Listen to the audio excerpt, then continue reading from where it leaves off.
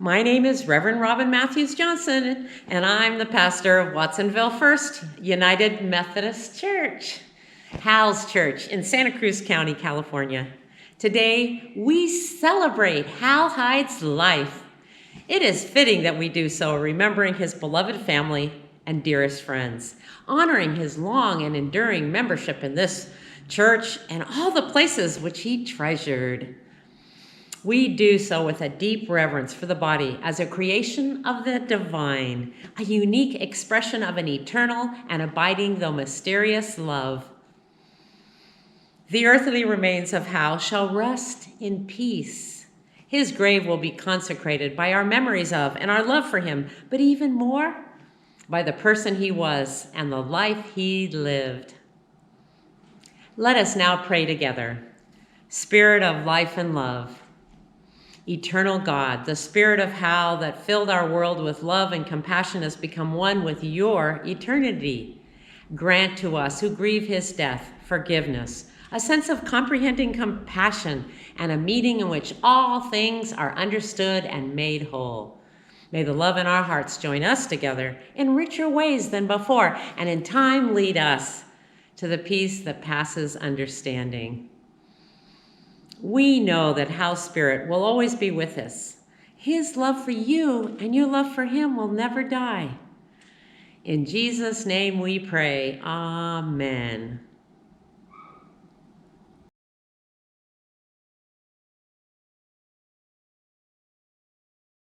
Hello, my name is Marilyn, and I'm the oldest of the 4 Hyde children. Some of my fondest early memories were going to downtown Watsonville to Ford's department store in the 1950s, where we kids found my dad in his office on the mezzanine. Most of the time, we just showed up with my mom, and he was happy to see us. Sometimes he took us elsewhere in the store, and we got to ride in the old hand-operated elevator. Dad always said hello to the customers, often stopping to talk and introduce us, and he knew the names of most employees too. I didn't realize then that Dad knew so many people in the community and always said Hyde to them. Now, as an adult, I would call my father a human connector. By that I mean he believed in personally connecting with whomever he met, young or old.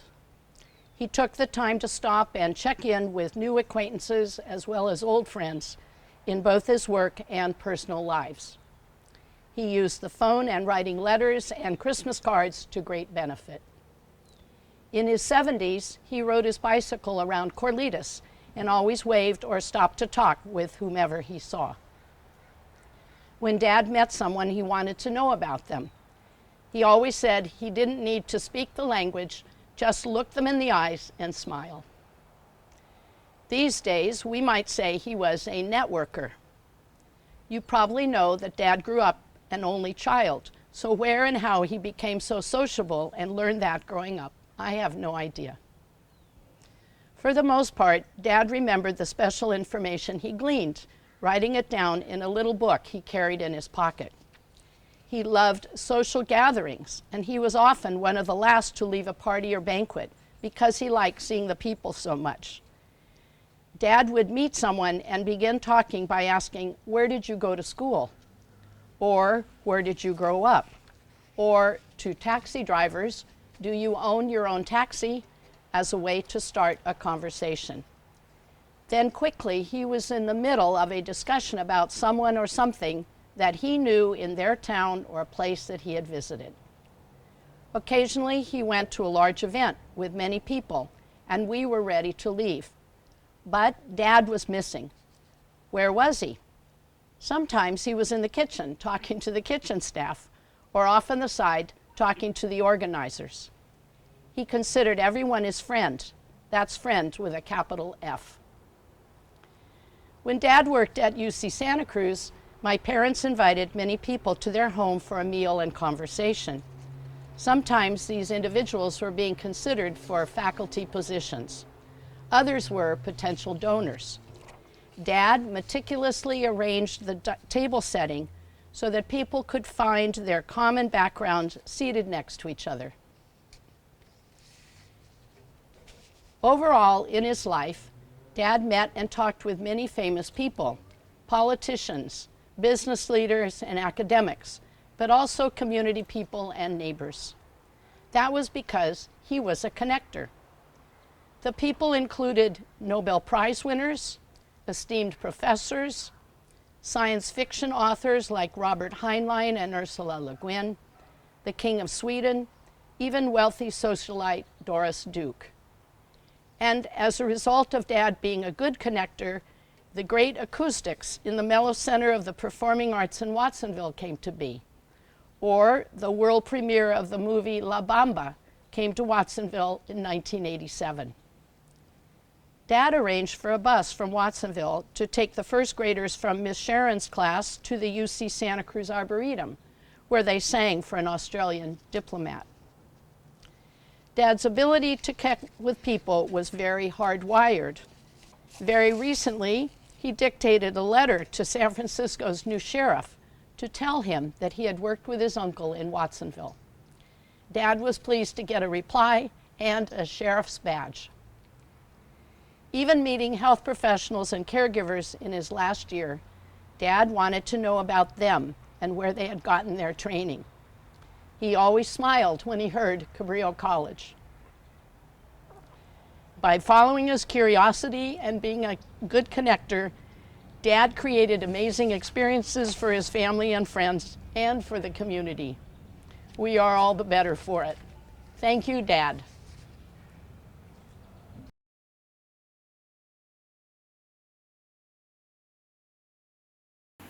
My dear friend, Hal Hyde. The dormitories at Harvard Business School were named for U.S. Secretaries of the Treasury. Ours was Mellon Hall. I came from Maine, went to Phillips Exeter, and Harvard College. I was in Mellon Hall when I first met Hal. The door at Mellon opened, revealing a jovial roommate. Hi, I'm Hal Hyde from California. I'm Sherwood Bain from Harvard. Hal delighted in chiding me for coming across like a proper Bostonian. Later, preparing for an event, he put on a green suit. Appalled, I said, "You're not going to wear that." He loved to tease me of my distaste. I began to realize that Hal was better educated than I had thought. But he had never visited racetracks, nor played poker, which I defended as probability theory for my career in finance. I introduced Hal to a woman whose family ran the Pickwick Ale Brewery, lived in a Germanic baronry, and had a cruising yacht. Hal's images of Persis Horner won out. They soon married, moving to Boston, and our friendship was in remission. The military was important to Hal, influenced no doubt by his father's service in World War I. Hal returned from Europe, became a general's aide, then volunteered for service with the Philippine Scouts. He always carried a small yellow book where he jotted down the specs of new friends. How many volumes did he have with his legions of friends? Sadness struck early for Hal with the death of his father. His mother raised a bright child to become a widely respected leader in many fields and a devoted father who faithfully faced every challenge. I once introduced Hal to another friend whose principal achievements were his military record and his skills as a scratch golfer. I told him about Hal's war record, his becoming a general officer, his leadership in retailing, a founder of Cabrillo, a pioneer of UC Santa Cruz. "Do you play golf?" he asked. No. Nor did he play tennis or squash either, or play the piano. The Hydes and Bains spent a week in France on a self-operated canal boat on the River Yonne.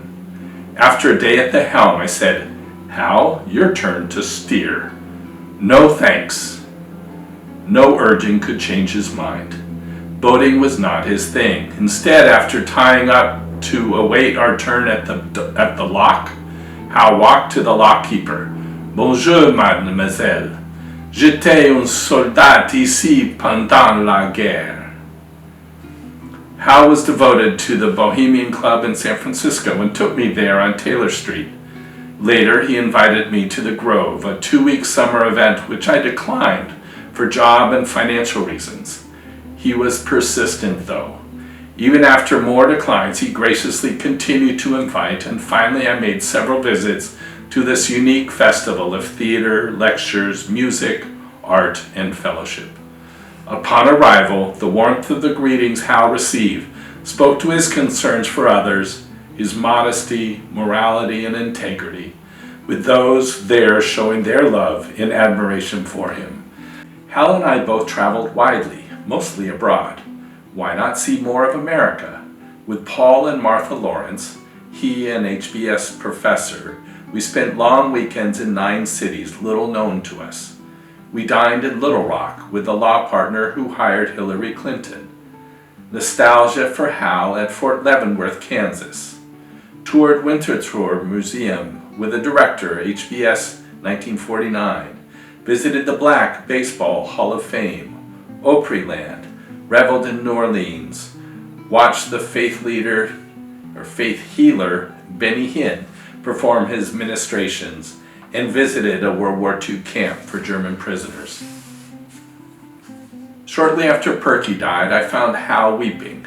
One gets little training in comforting the grieving. It was much later that he thanked me more than once. A long life can bring a prioritizing of one's values, such as the raising of Hal by a single mom, Fern Hyde. She never failed to impart the masculine ingredients from a missing father. Indeed, she used her own special skills to give him a full measure of decency and kindness. Go Bears, Hal.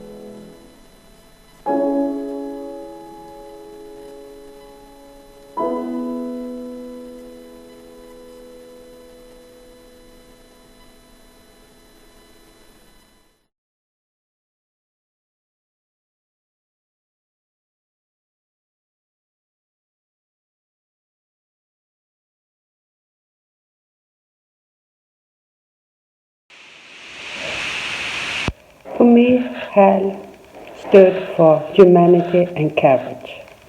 He was always prepared to be of assistance if someone needed his help. First, I would like to say a few words about when we met the first time. The Hyde family and my family met first time in Kitzbühel in Austria for more than 50 years ago. We were there for a Christmas holiday and stayed at the same hotel as the Hyde family. Hal and my father became good friends, did a lot of downhill skiing together in Kitzbühel. After that, Hal and Perky visited my parents in Sweden a couple of times. After some years, I started to study law. My parents wanted me to live abroad for some time before I was graduated from the law school. My father wrote to Hal and asked him about the possibility for me to spend some time in US. Hal answered my father that I was welcome to live with his family, and he could also see whether it was possible for me to get some law practice in US. A few weeks later, I was on my way to California. At the airport in San Francisco, I was met by Chris and Doug. I stayed with the Hyde family for 4 months.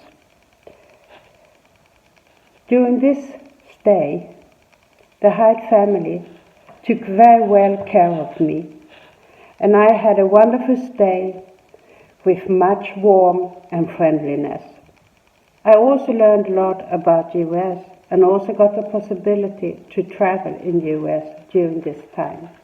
Hal and Perky also arranged so I have the possibility to work as a trainee at the legal aid office in Watsonville, the hometown of the Hyde family. So I really got everything. Hal and Perky, Dag and Malin visited us many times in Sweden. After the disastrous terror attack 9/11, Hal had made plans to visit us in Stockholm. I contacted Hal and told him that I fully understood if he would cancel his trip under this circumstance. Hal then gave me the following answer. I went ashore with the American troops in Normandy during the Second World War.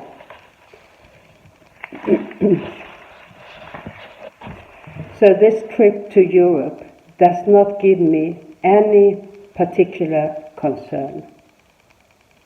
He was not afraid. As I said before, Hal was also prepared to help if someone needed help.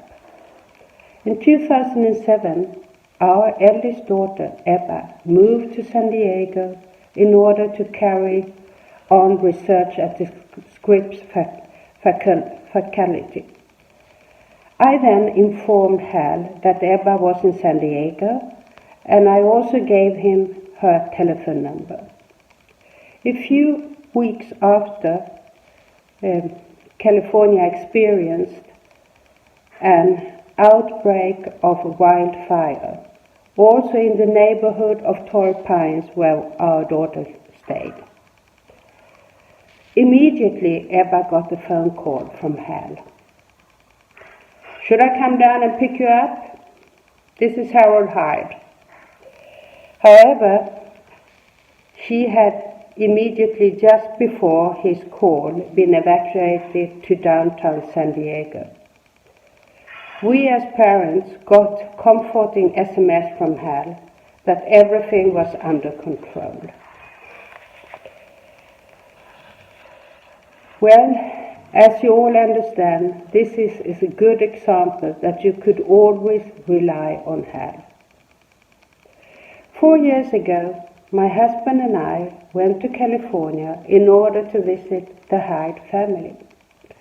Hal and Marilyn took us for a sightseeing tour in the Santa Cruz area and also to the University of California campus in Santa Cruz. We then got to know how much Hal had contributed to develop the society in this area of California. Hal's readiness and commitment, working wholeheartedly in the best interest of the society, is an example to be followed. If we and others can follow this example, we can look forward for a better world. Thank you very much.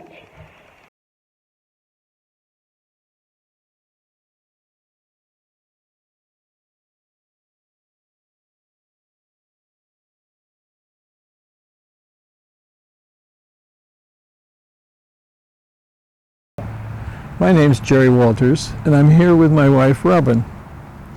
We often think how much we owe Hal Hyde, who became a friend and mentor.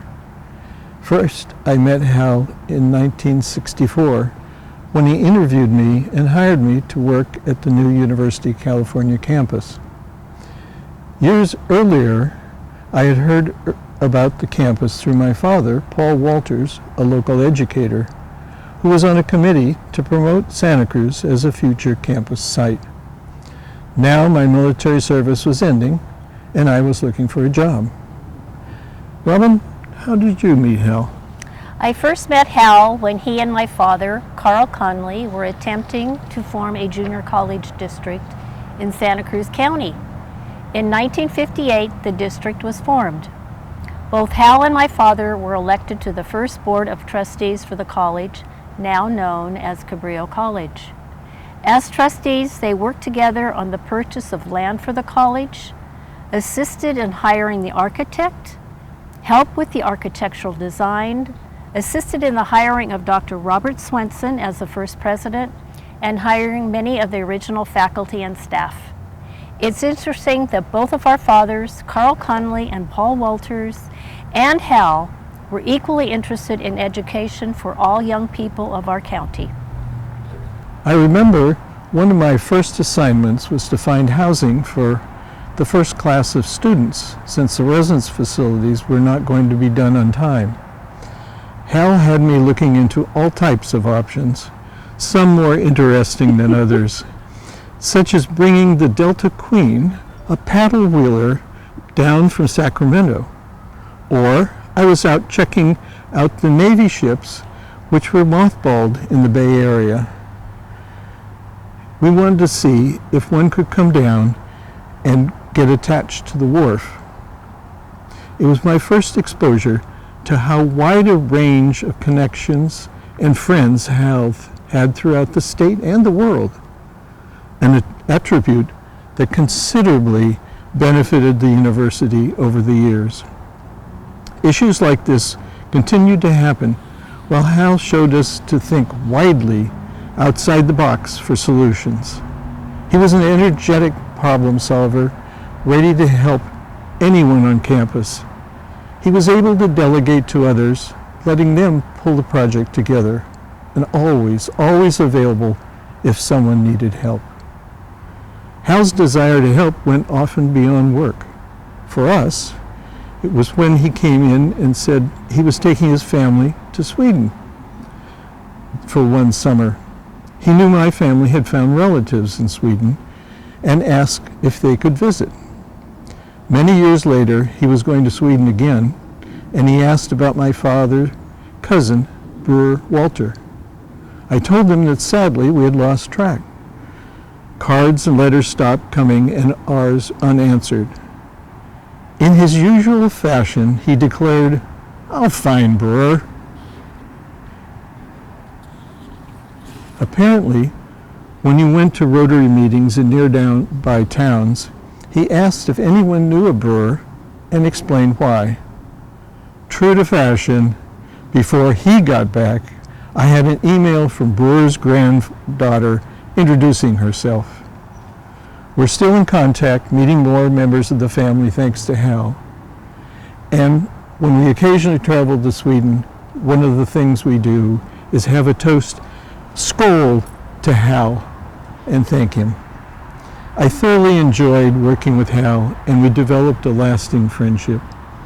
After I retired, we would see him at an event or home visit, which might end up in him gently giving me an assignment to do some research on something he was interested in. It was Hal being Hal. Something that I will dearly miss. One time he asked what I was doing for the local schools where my father had worked, and suggested they might benefit from some of my newfound time. I also remember him telling us of his love of going to the Bohemian Grove, carefully going over a map and photos he had.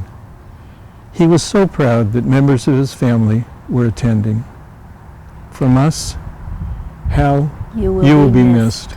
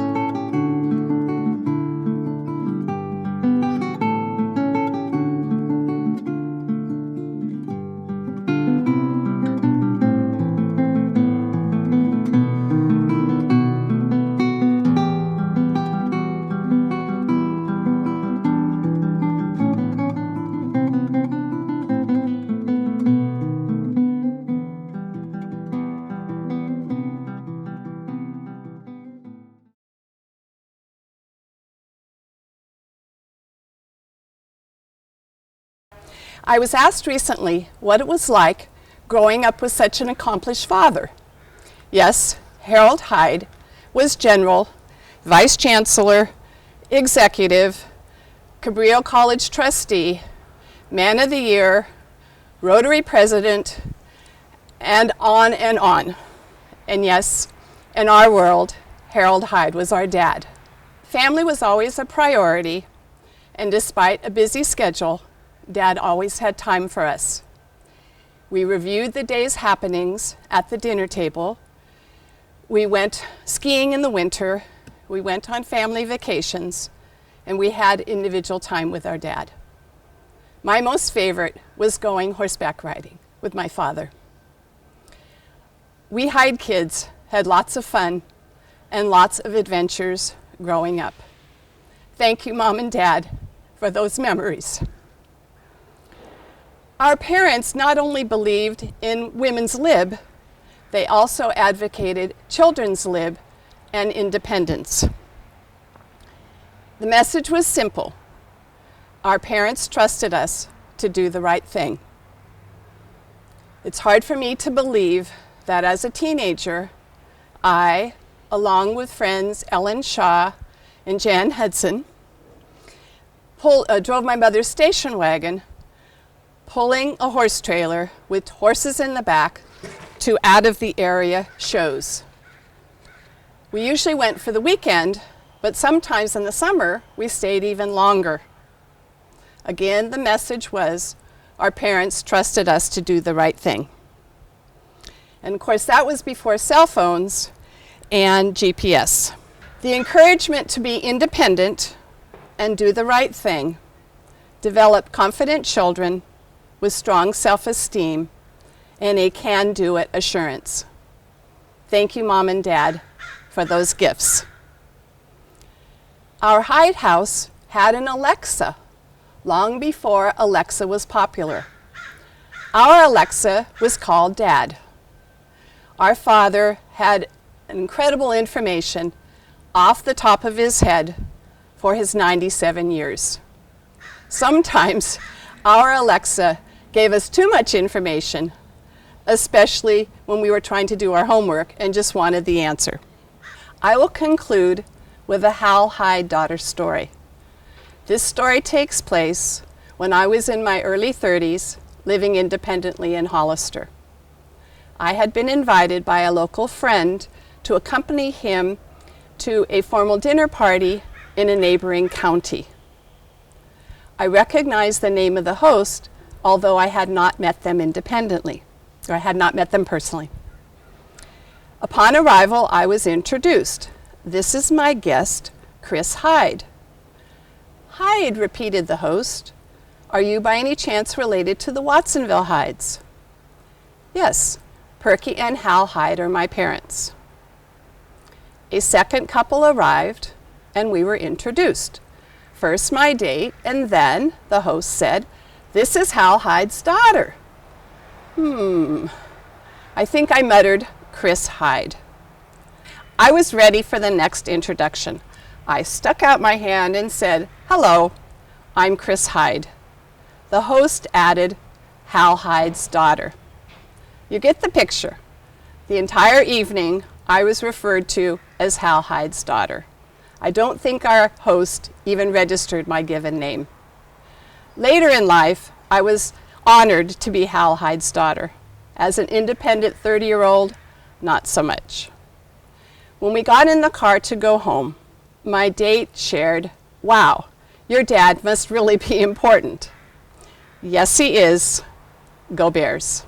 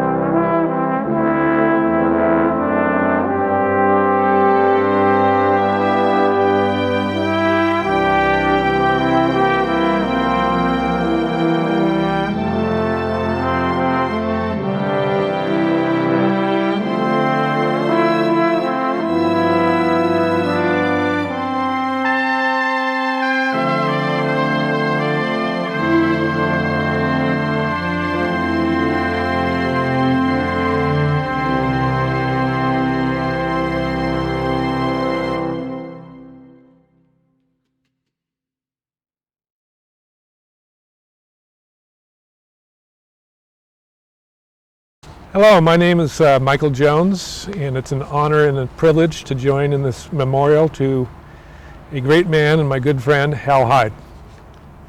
I worked as an educator in Watsonville for many years, and during that time our paths didn't cross.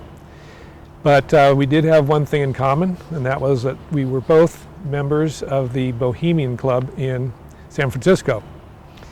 And so it happened that one summer in 2015, I was invited to a lunch at the Sons of Toil camp by my good friend Ned Banning, who had met this very interesting fellow that was from Watsonville, and he was sure that we would have things in common. So I went over to the lunch and sat down, had a very nice lunch, and then at the end, Hal said, "Why don't we take our chairs over underneath that redwood tree over there and continue our conversation?"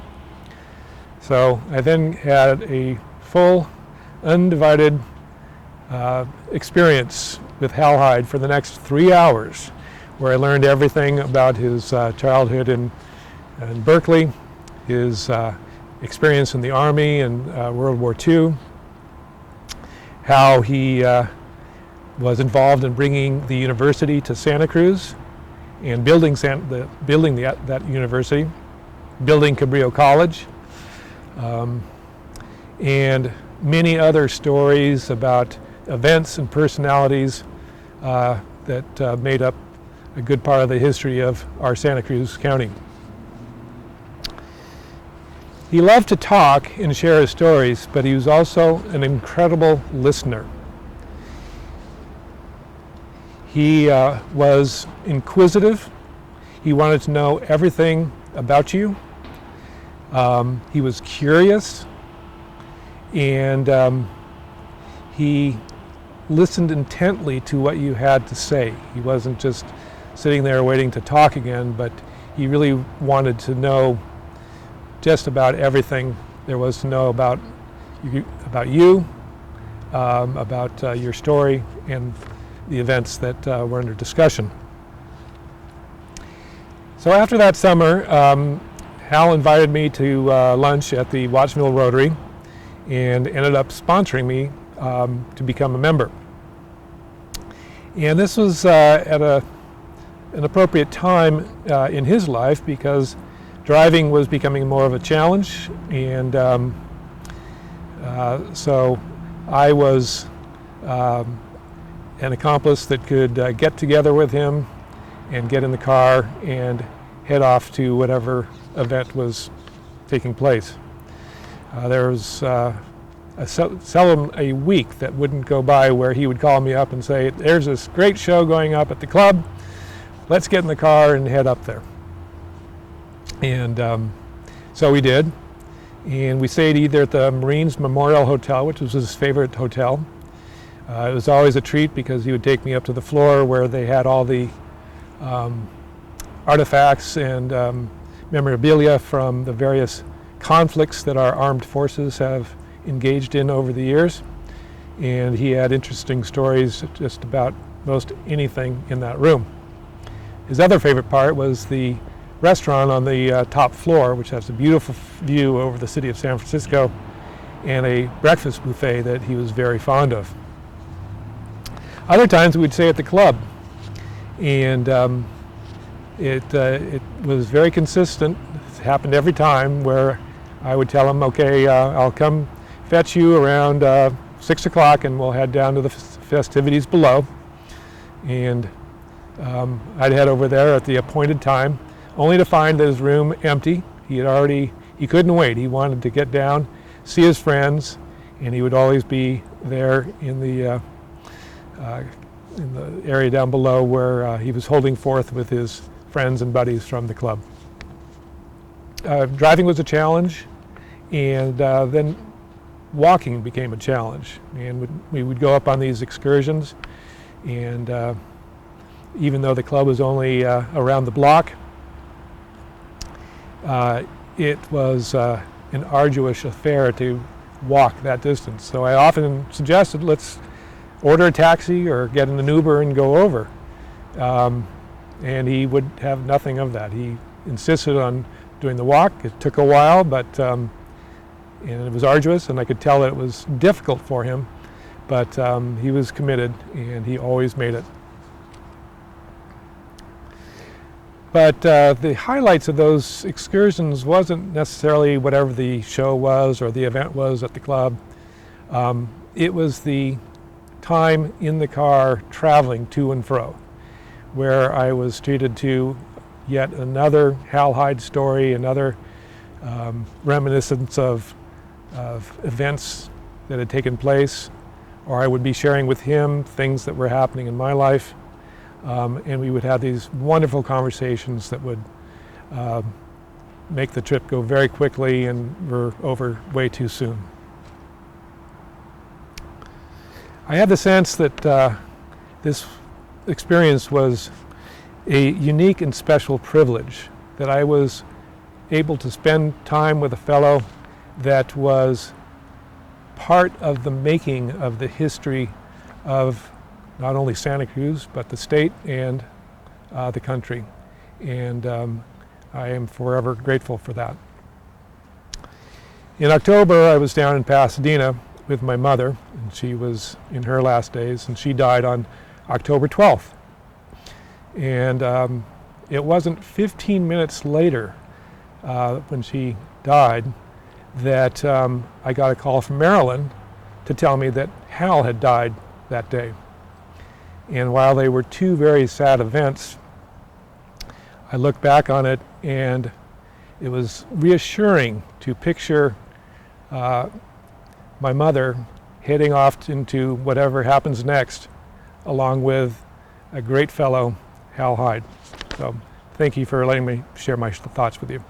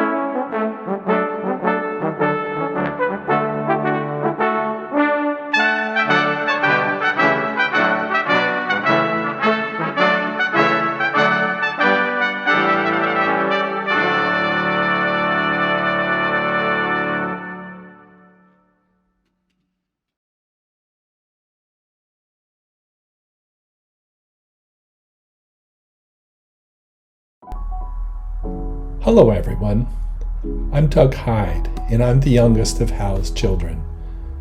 I live with my wife, Nancy, just outside of Boston, and we have 3 children, Carrie, who is 29, and Nathan and his twin sister, Sarah, who are 26. They are Hal's only grandchildren. My hope in these next words is to share with you some of the lessons I took away from being Hal's youngest, as well as to highlight some of the magic I've long seen with my dad. I'll start with the lessons he imparted. Here's the first and very obvious lesson: work hard. No doubt to anybody, my dad worked hard. I remember when he worked at UC Santa Cruz and he would leave the house super early in the morning, and we would eat late because my dad would have long days, then a 45-minute commute back home. In the evening, with our black and white TV with 2 channels, and maybe you could fiddle and get 3 channels, with the rest of the family in one room, my dad would be in his study next to the family room working away. He did work hard. And he played hard too. He loved his skiing, which you've heard about. I won't talk anymore about skiing, which I really enjoyed. But I do have to ask, why didn't he take up surfing? The concept is similar: balance on some board over some form of water, put up with a cold. Think how many 5 to 6 hour drives we would have saved over the years if we had just headed to the beach. But then again, I can't see my dad. Yo, Doug, dude, surf's up, let's go. No, I guess that wasn't him. Another lesson: contribute and make an impact. My dad always sought ways to contribute, and he encouraged us to do the same for the town or community, for the organizations you belong to your country. Help too with the organizations of your kids. You've heard of all the various activities my dad was involved in: church, Rotary, Bohemian Club. He also took on activities for his kids, not in the typical dad way though. It wasn't coaching or playing ball or organizing sports. I was a Boy Scout, just as my dad had been. My dad was not a troop leader, which might have been the logical dad thing. Rather, he was on the regional conference of the Boy Scouts, and he worked with them at that level. In high school, I attended Robert Louis Stevenson in Pebble Beach. I don't recall my dad coming to games. Believe me, I was no star athlete. I spent a lot of time on the bench, so that wasn't a disappointment to me. But he joined the board of RLS. In fact, he was on the board of RLS when they made the momentous decision to go from all boys to co-ed. He was impactful even there. Here's another lesson: the importance of family. I'm sure my dad was influenced greatly by the early death of his father and having the comfort of relatives. He was the genealogist of our family, tracing us back to Boston and New England in the 1600s. Hal, or Gramps as we called him, always made trips to Massachusetts when he could, and he was very proud of his grandchildren. When our oldest was graduating from college and her twins were graduating from high school, my dad and the whole California gang was here. Long story, but our twins had gone to different high schools, and Carrie's graduation was happening too. 3 graduations spaced out over 3 weekends. Nathan's graduation was first, Carrie's from college was second, then a week off before Sarah's graduation. It was then my dad took time to visit the Genealogical Society of Boston to do family research. Unfortunately, he took a header on some wet leaves in Boston and fell, and had to go by ambulance to be checked out. In the end, he was okay, but he looked terrible, like he had been badly roughed up, black and blue, including a black eye. But he was a trooper, and he still went to Sarah's graduation. He was so proud of all the graduates, and he continued interested and proud to the very end. Family was so important to him. Last lesson I'll share: look at the world and learn from it. See it, travel, experience different places, get to know the world. My dad loved to travel. He loved to see his kids and grandkids travel, and he encouraged it. My dad was always planning out a few trips ahead. Sometimes it was with family, but he also took a Rotary group to Sweden, and he went on with a Rotary group to Peru. After our mom died and Hal remarried, he and Dottie traveled far and wide. That companionship and those travels and the travel planning kept him going. When he finally realized traveling on an airplane was out, he adjusted his sights. Then began the detailed planning to get my dad to the Bohemian Grove in Napa. And he did it. He managed it, both in July 2017 and then again in July 2019. Both Nathan and I were so fortunate to be able to spend special time with him there. One of my dad's very consistent admonitions was that Californians need to experience more than just California. He regularly talked of how important it is to study on both sides of the country. As I had studied in Northern California at another Bay school that's not Cal, my dad encouraged me to look east for graduate school, which I did. And it was at graduate school that I met Nancy, and that got me planted on the East Coast, and for our family, the rest is history. My dad never had regrets about that. He realized just how small the world really is. Boston was not so far from California after all. That's it for lessons learned. Work hard, play hard, family is key, understand the world. I'd like to finish by talking about the magic I saw, a set of skills or talents that came together in him. First, he had an incredible memory for places and people and geography. He was also a great storyteller, which his memory supported. He had done so much and seemingly remembered it all. His stories were mostly fun, optimistic, amusing, even when he told of World War II. The French he learned in the war. Bonjour, mademoiselle. Chewgum? Or his German.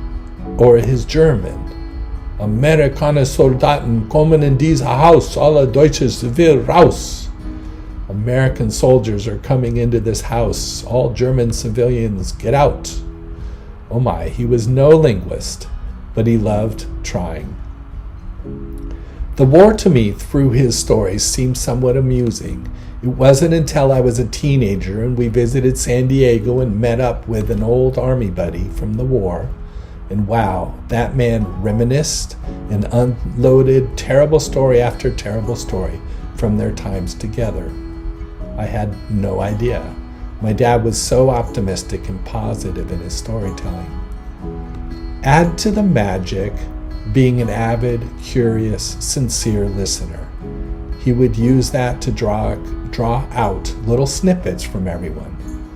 You might have noticed he was always curious about education, and that was often his frame of reference. He was so interested in where people had studied, and he remembered, helped by his notes and his little books that others had mentioned, and he knew just about every school, not just colleges, but many high schools as well, and he knew his geography. Then the last piece of his magic would happen. He would listen, his mind would spin for a few moments, and then he would say, "Did you know, or do you know, Mr. Smith?" And by God, that person would know them, or had at least heard of them. And from there might be an introduction, or an invite, or a recommendation, some sort of connection. Marilyn, in her comments, called him a connector, which is so very true. That indeed was his special magic. It wasn't for his gain, rather it was out of a genuine, sincere interest in that other person, and it happened over and over. He even made connections with kids. You may have already heard this story, but I'm going to end with it. When my dad was a little boy, his grandmother took my dad to meet veterans of the Civil War. One of those had met and shaken the hand of Abraham Lincoln. One old bearded guy came up to me and said, "Son, I had the privilege of meeting President Lincoln. Here, take my hand and shake it. Now you can say, I shook the hand of a man who shook the hand of President Lincoln." That happened to me 70 years after the end of the Civil War. It's now today approximately 70 years after the end of World War II, and I say to you, come shake my hand, and then you can say, I shook the hand of a man who shook the hand of a man who shook the hand of President Lincoln. We are all fortunate for this. We are connected here together through Hyde, and we have shaken the hand and shared love with someone who truly made a difference in California and the bigger world. Thank you all for being here.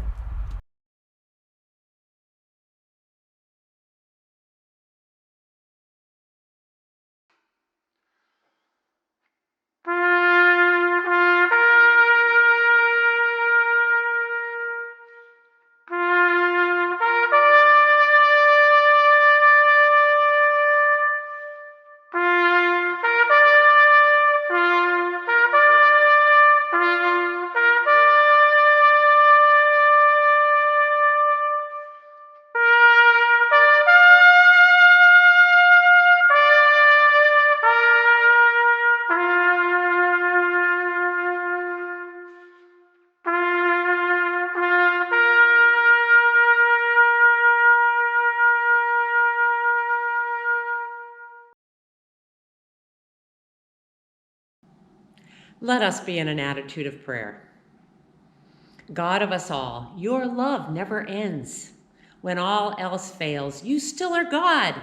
We pray to you for one another in our need and for all anywhere who mourn with us this day.